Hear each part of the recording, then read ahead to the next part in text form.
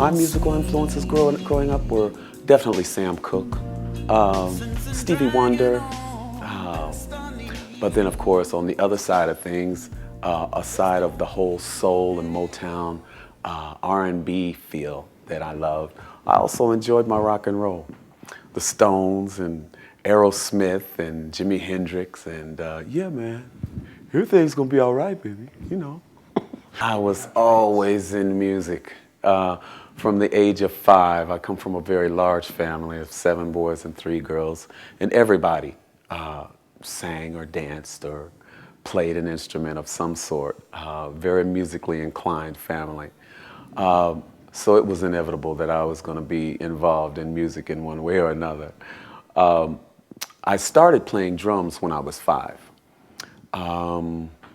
As I mentioned, there were always people being very vocal in my family. Hey, what's no? But we were a fun family. We, you know, someone was always singing and dancing, and we'd put on shows for the elders in the neighborhood. And 1021 South Main was a very wonderful neighborhood. People would gather at my home, the home of my mother and father, where we lived, and we'd put on a show.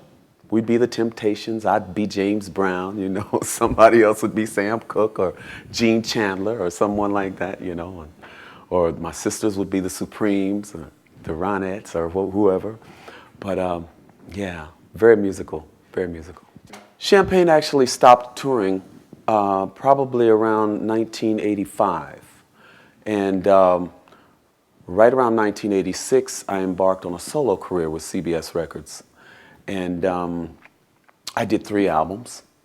And after that, it was probably around 1989, I left and embarked on a tour of Asia. When I arrived in Asia, our record was actually just becoming very successful there. So it was like starting my whole career over again. The success of How About Us and Try Again, and the records were just coming out as I was there, so it was really perfect timing.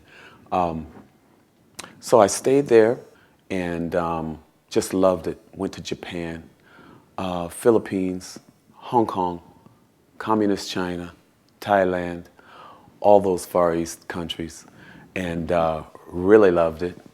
Loved it so much I stayed. Bought a home in Philippines, lived and worked out of Hong Kong, actually. I'd fly into Philippines and take a rest, fly out of Philippines, go to Hong Kong, perform in Queen Elizabeth Stadium, different places such as that. A really magical time again, just wonderful.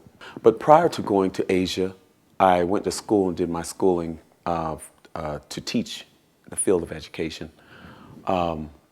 So I came back to the United States just as the changeover was happening from British rule in Hong Kong back to communist rule. And I actually started teaching 5th grade when I got back to the United States, and really enjoy teaching, really enjoy working with young people, and sort of being a role model for young people. And I did that for a number of years, and then that went into the area of teaching children with different syndromes, such as autism, Down syndrome, things like that. Now I work with adults with those same syndromes. My older siblings always believed in each one, teach one. And that was just sort of handed down to me. I think that's where my abilities to be a teacher came from. It's a form of giving back to society.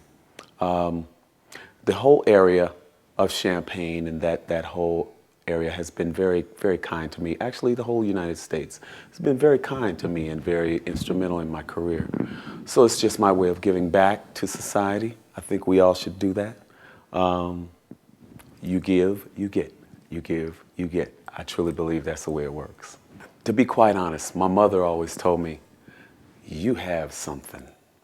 something very special within you, something very magical. And you just live it out, be yourself, and let it come out. And in time, you will see what that special something is that's inside of you.